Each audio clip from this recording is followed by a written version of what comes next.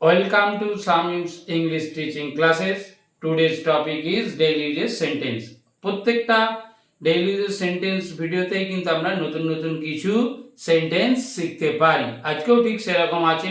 আবার বলছি, আমি বলে নেওয়ার পরে ভিডিওটার শেষে কি হয়ে যাবে, শুধু বোর্ডেরই ভিডিওটা থাকবে, তখন তোমরা সেটা দেখে নেবে এবং আমার সাথে বলতে থাকবে। পুরো ভিডিওটা দেখবে, কারণ কিছু বোঝার থাকে।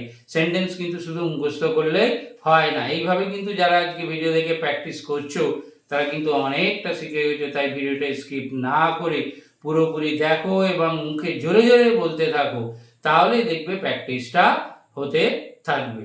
ওকে, লেটস স্টার্ট। নাম্বার 1, সেখানে গিয়ে কোনো লাভ নেই। আমরা কিন্তু অনেক সময় এরকম ভাবে বলি, সেখানে গিয়ে কোনো লাভ নেই, এটা করে কোনো লাভ নেই, ওটা পড়ে কোনো লাভ নেই। এই যে লাভ নেই, এই ধরনের সেন্টেন্সগুলো আমরা কিভাবে বলবো বা লিখবো, দেখো কি লিখেছি। There is no use going there. সেখানে গিয়ে কোনো লাভ নেই, there is no use going there. ঠিক একই ধরনের সেন্টেন্স আমি দুটো করে দিই যাতে তোমার বুঝতে সুবিধা হয়। এগুলো তাহলে দেয়ার দিয়ে আমরা শুরু করব।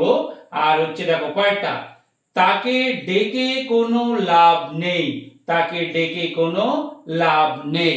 আবার দেখো কি একইভাবে, there is no use calling him. Okay কোনো ডেকে লাভ নেই, কারণ ওর দ্বারা কিছু হবে না। এরকম অনেক সময় বলি, there is no use calling him.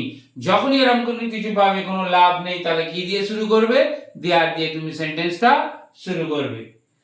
Number 3, আমরা সবসময় বলি কারেন্ট চলে গেছে, কারেন্ট চলে গেছে, তাই তো। দেয়ার ইজ আ পাওয়ার কাট। কি বলবো, দেয়ার ইজ আ পাওয়ার কাট। আচ্ছা, নাম্বার 4, আমি খাওয়ার আগে তুমি খেয়েছিলে, আমি খাওয়ার আগে তুমি খেয়েছিলে। এই যে সেন্টেন্সটা, এই সেন্টেন্সটা দেখো একটা বেশ মজাদার আছে, কারণ এই সেন্টেন্সটার মধ্যে শিখতে গেলে আমরা দুটো টেন্স শিখতে পারবো, দুটো টেন্স শিখতে পারবো। সেটা হচ্ছে কি, একটা পাস্ট ইনডিফিনাইট আর একটা কি, একটা হচ্ছে পাস্ট পারফেক্ট।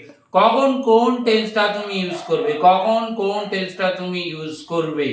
যে ঘটনাটা আগে হবে সেইটা কি করবে, পাস্ট পারফেক্ট। যে ঘটনাটা আগে হবে সেটা কি করবে, পাস্ট পারফেক্ট। আর যে ঘটনাটা পরে হবে সেটা কি করবে, পাস্ট ইনডিফিনাইট করবে। পাস্ট পারফেক্টের সূত্র কি, প্যাটার্ন কি, সাবজেক্ট হ্যাড থার্ড ফর্ম। আর পাস্ট ইনডিফিনাইটের সূত্র কি, প্যাটার্নটা কি, সাবজেক্ট সেকেন্ড ভার্ব। এবার দেখো আমার কথাটার সাথে মিলে রাখো। আমি খাওয়ার আগে তুমি খেয়েছিলে, কে আগে হয়েছে, তুমি খেয়েছিলে, এটা আগে হয়েছে, তাহলে এইটা আমরা লিখবো পাস্ট পারফেক্টে। তাই দেখো, ইউ হ্যাড ইটেন, তুমি খেয়েছিলে, ইউ হ্যাড ইটেন, এইটা পাস্ট পারফেক্ট হয়ে গেল। পরের অংশটা পাস্ট ইনডিফিনাইটে। আচ্ছা, বিফোর বসানোর পর আমি খেয়েছিলাম, I ate.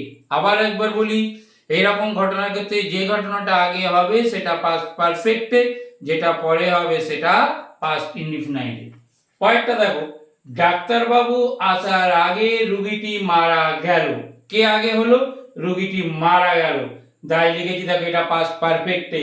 The patient had died before the doctor came, before the doctor came.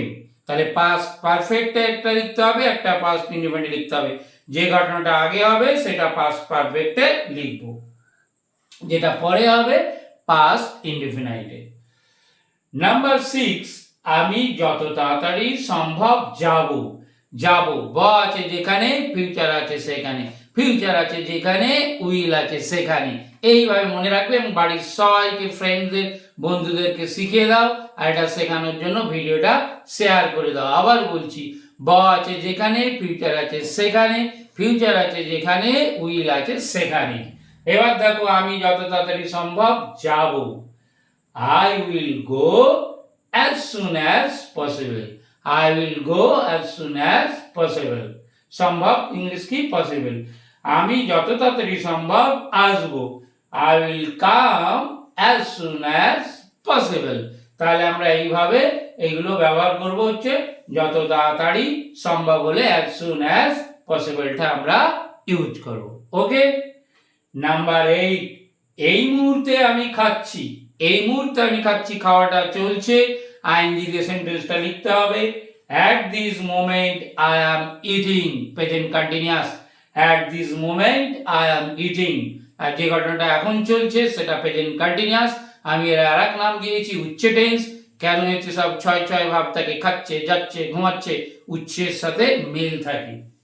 Number 9, এই মুহূর্তে তারা টিভি দেখছে।